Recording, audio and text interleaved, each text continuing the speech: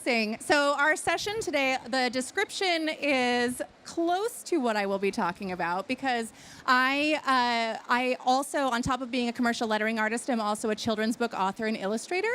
And so, but I'm not here to pretend like I am more amazing than the massive educator community that's here for Canva, because y'all are flippin' heroes. I have 3 children in public elementary school, and I see it every day, and it's crazy, and you guys just do so much for so little, and huge applause to everybody in education.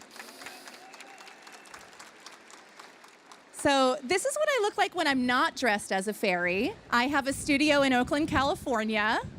I also have a shop below my studio called JH&F, which is like a little fancy store where I sell prints that I make myself, and then also cool stationery and things like that.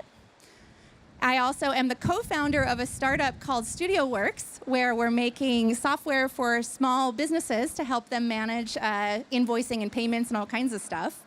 But mostly, I'm an artist and a maker. It's taken me a long time to own the title of artist because I was, of course, an artist as a little kid, and then I immediately felt self-conscious about being called an artist. So I went to design school and was a designer for a long time. But if I really wanted to talk about the things that I do more than anything, it's always approaching everything as an artist and as a maker.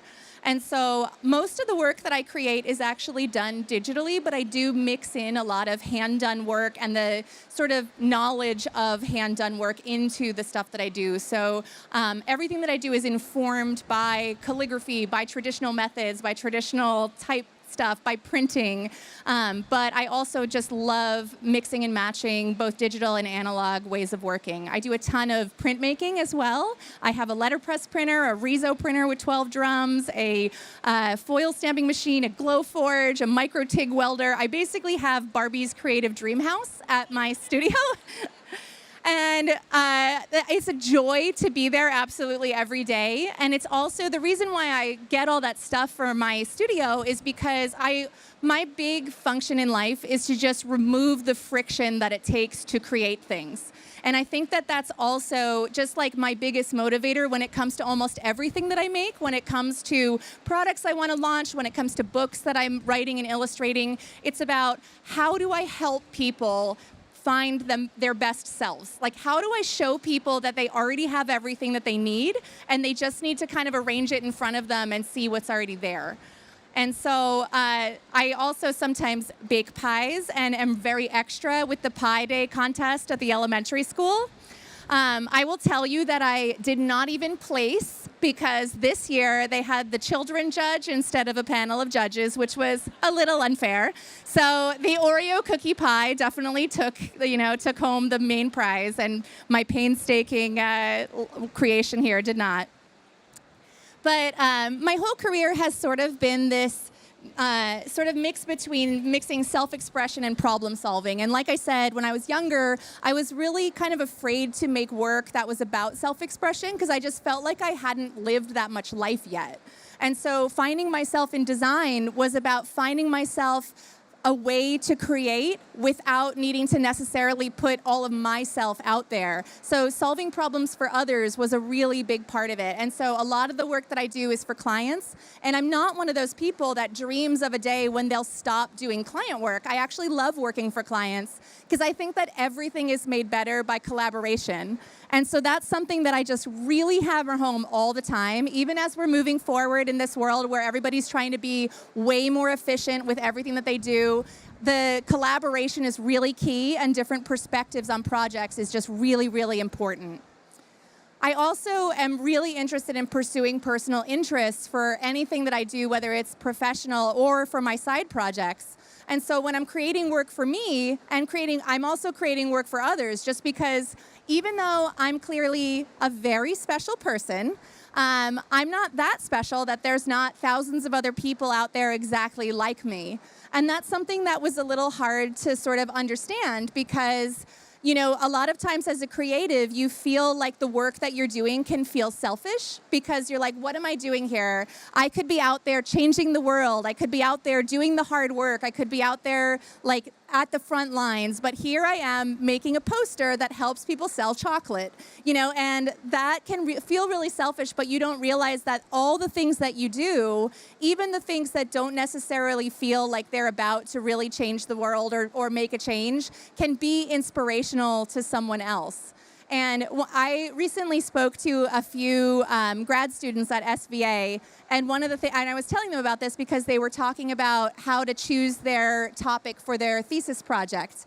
And they were really like, oh, there's so much stuff to do. There's so much stuff I could be doing. Also, the world's going to look totally different in a year. How do I pick something that's going to make sense in a year?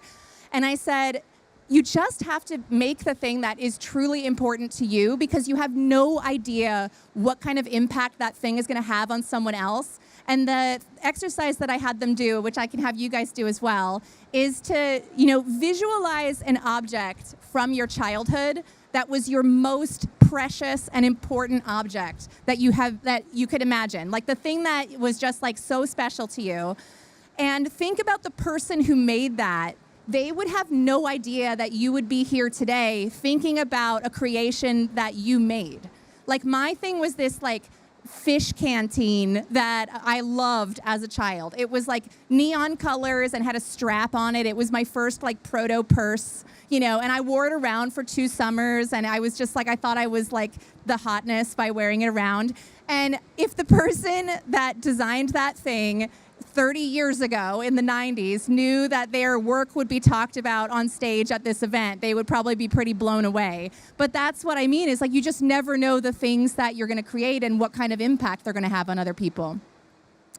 So the project that really did that for me initially was a project called Daily Drop Cap, where I wanted to make sure that when I was really interested in learning about lettering, that I had an excuse to do it all the time. So I just committed to drawing a letter every single day, and I gave myself a goal of 12 alphabets, just because I was like, maybe I'll make a calendar. I don't know. Like, so I always think about, what can I print with this? That's really I'm very print motivated.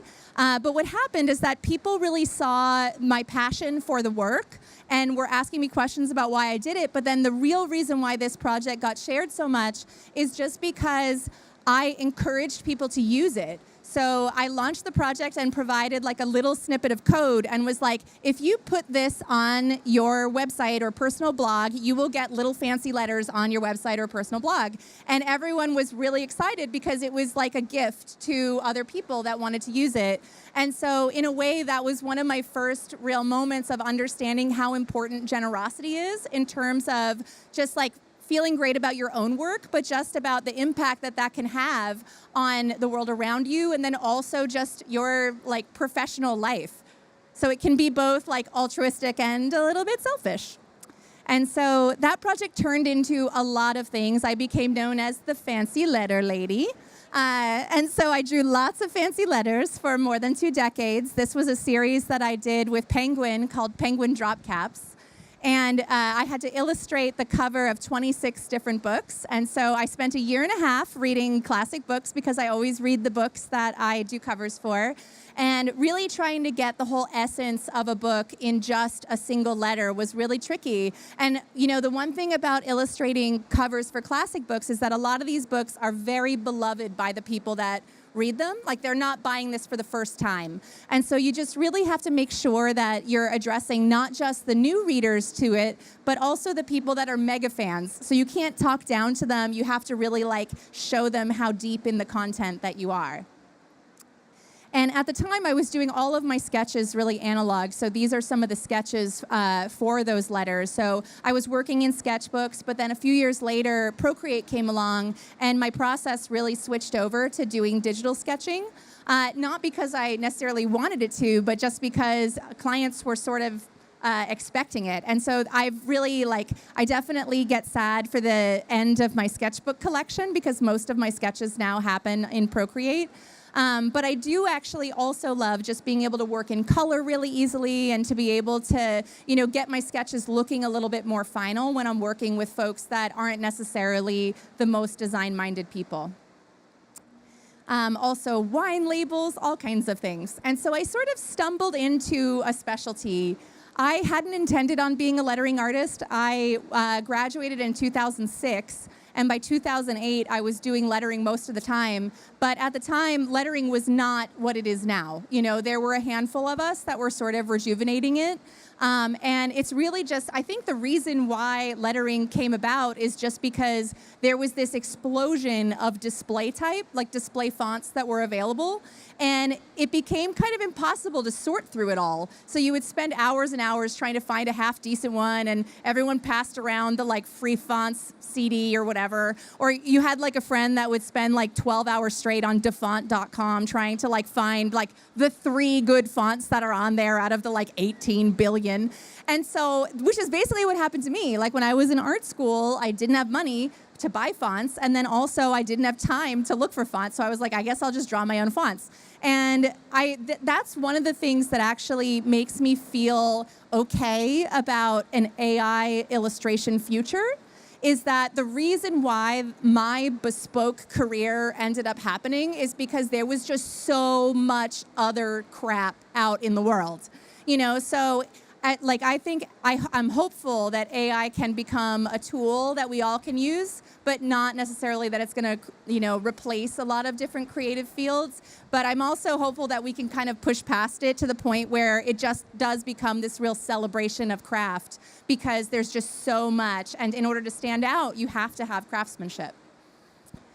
And so I ended up making this whole career in which all I do all day is draw letters. And so I've been able to work on really crazy projects with crazy brands. These were not created with AI. These were my letters, then made into 3D printed objects, which were then coated in chocolate, photographed, and then smoothed out in post-production. So all of the pieces that I'm showing here are not things that were like made in 3D or anything like that. They were physically made.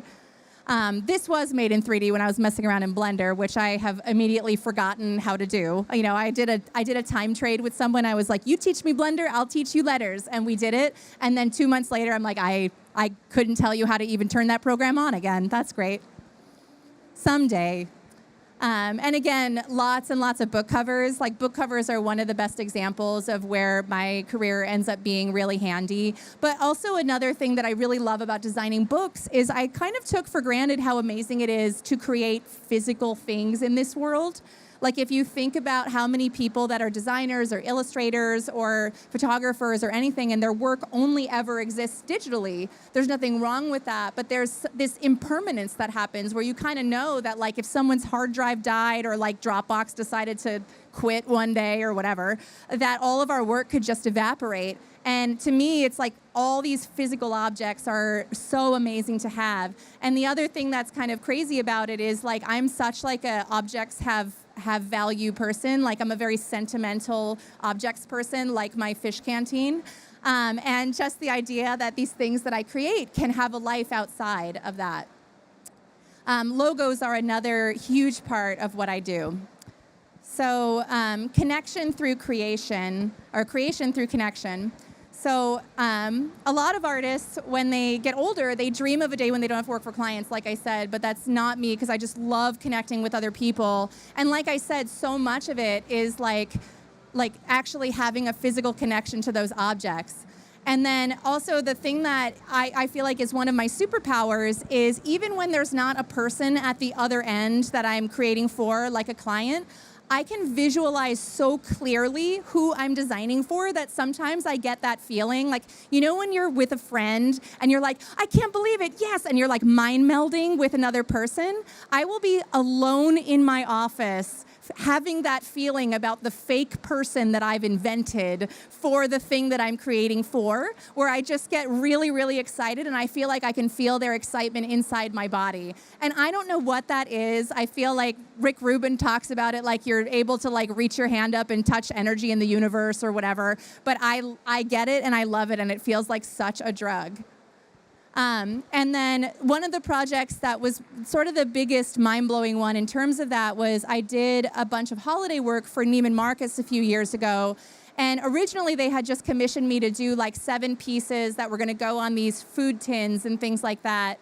But ultimately they ended up using a lot of my illustrations and typography on all kinds of stuff.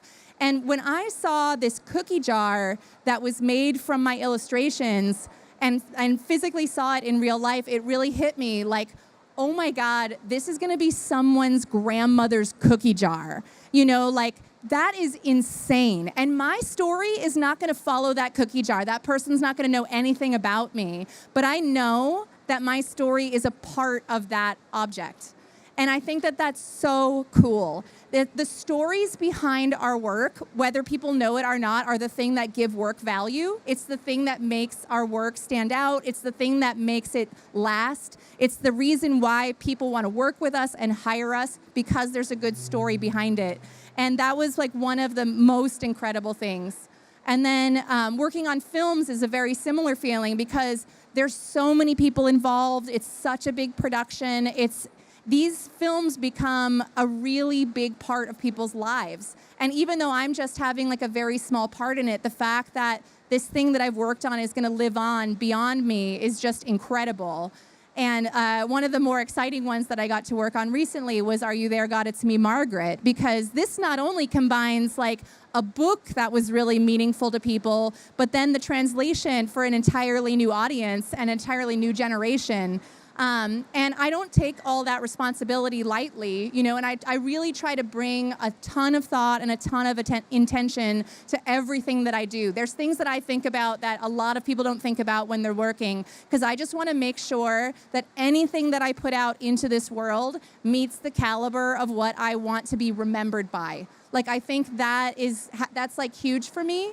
I'm very hopeful that like when all this is said and done, that there's like a cool place where we get reunited with all of our people and pets. That would be epic, so great. But if that doesn't happen and it's just lights out, I want every single thing that I've made, said, or did to be the best reflection of who I was on this planet. And it's really, really important to me. And so that brings us to what we're here for today, which is children's books. Yay! And so when I became a parent is when I really started thinking about making kids' books. And that's because I feel like a lot of times when I'm working on things, I need actual like permission to start creating. And so clients are my biggest permission givers, right? People come to me and they say, please make this for us. And I say, absolutely. And then I make it and everybody's happy. Like if you told me like, Jessica, you should make a series of pillows that say live, laugh, love on them, I'd be like, no, I shouldn't. There's too much of those. But if like Crate and Barrel came to me tomorrow and was like, make a live, laugh, love pillow, I'd be like, sign me right up. I'm there. You need this. Filling a need. It's a utility now. Like I just really like the idea of like solving a problem and feeling helpful and useful. But when it came to kids' books, I felt like I did not have permission to make them. When I was growing up, I didn't babysit. I worked at a deli when I was 14, and my brother's only a year and a half younger than me. So the first time I ever held a baby was when I brought my own baby home from the hospital. And that's like a totally wild thing to be like, they just give you a baby. Like, I know that I gave me a baby, but they just give it to you and then you leave and then that's it. And they're just like, good luck.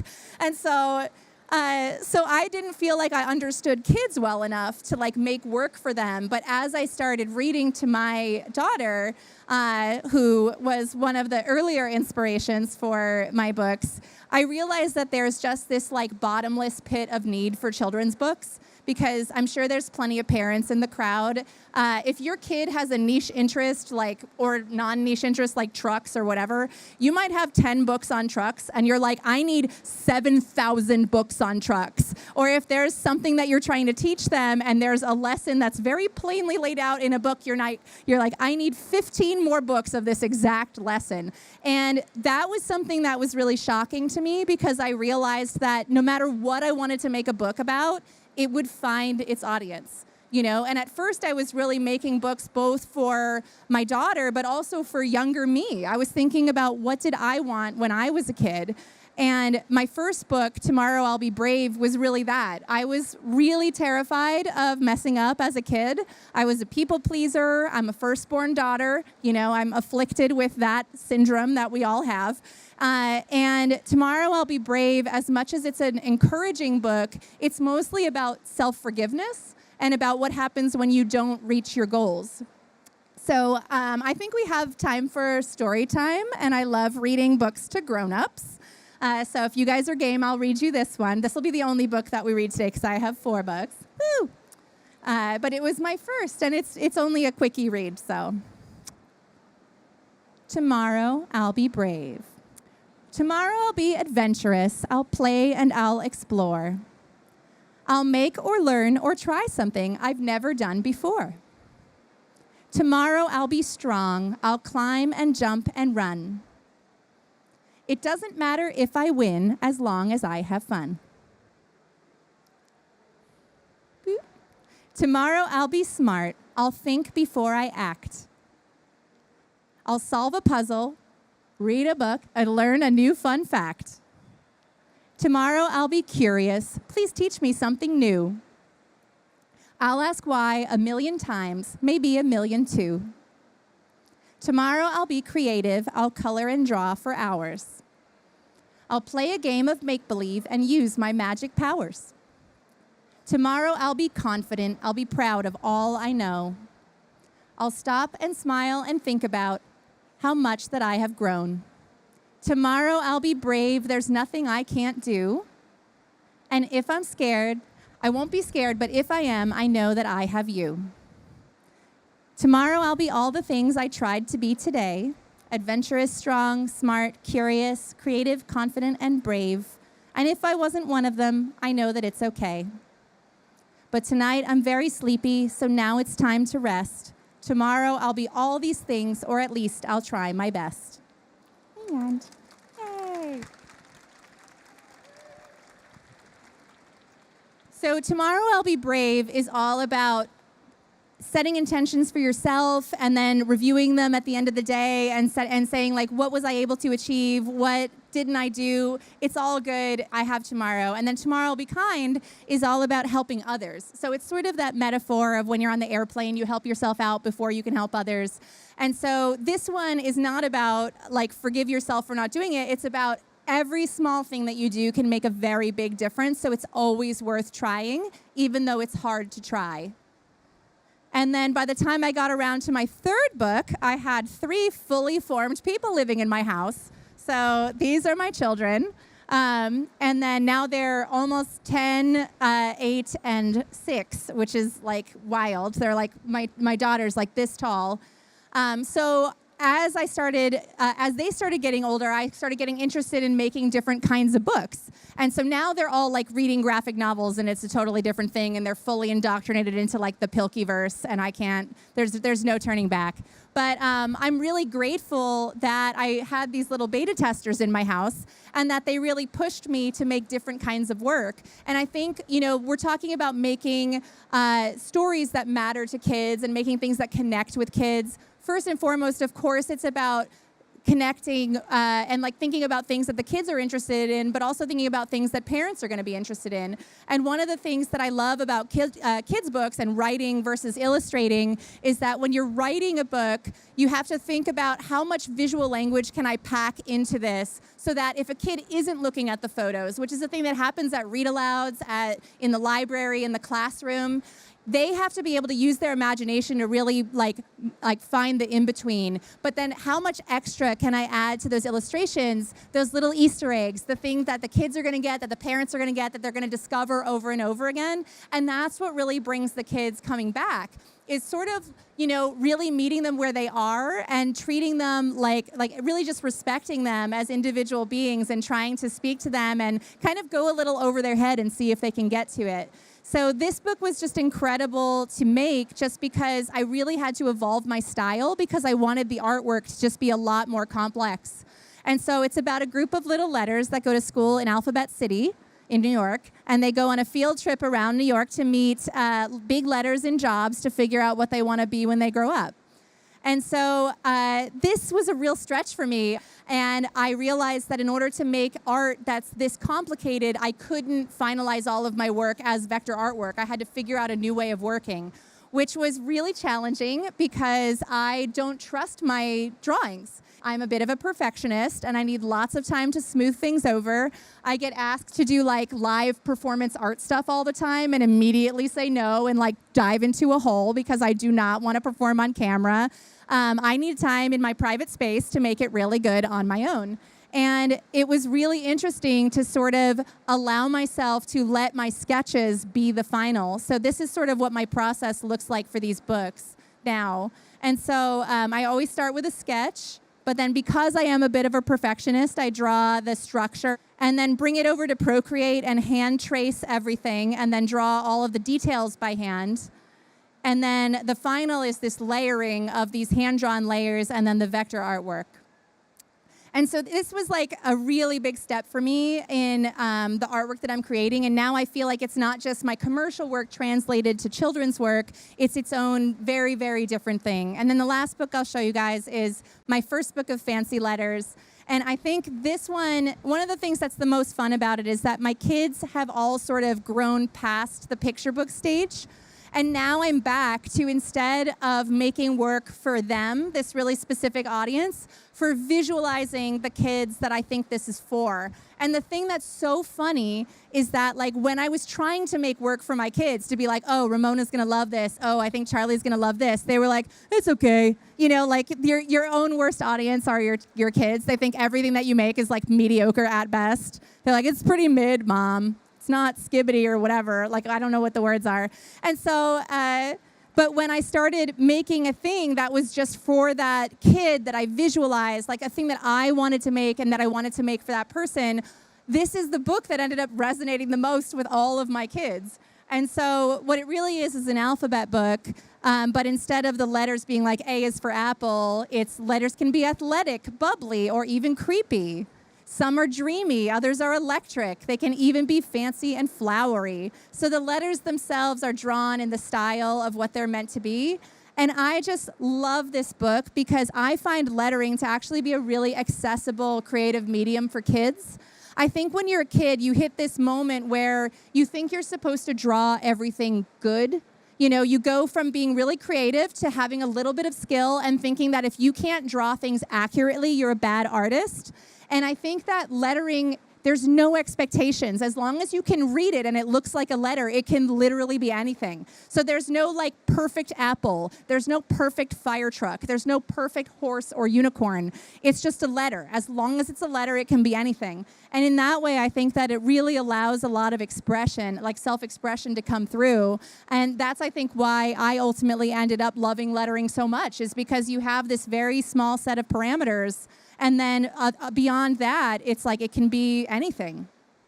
So I'll conclude with it's pretty hard to be an artist nowadays, or just a person in general. There's a lot going on. Like I said, it can be really hard to approach your design practice and your creative practice with a lot of grace and forgiveness for yourself. But the thing is, like, the world really, really, really needs your art. Like your art specifically, because there are just so many perspectives that need to be shared through art. And really, honestly, like the biggest reason for this is because there are people out there working really hard to make big changes, and that's incredible. But the thing that I've really taken to heart, and the thing that I remind myself over and over again, is that some people are born to save the world, but artists are here. They have to remind us why the world is worth saving. Because if there's no beauty, if there's no joy, if there's no creativity in the world, when people are out there doing really hard work and they're burnt out and they're ready to give up, they'll ask themselves, what is this for? So it's our job always to remind them why they are doing what they're doing, because this is an incredible world. We live in an incredible, beautiful place, and people are incredible and beautiful. So, thank you.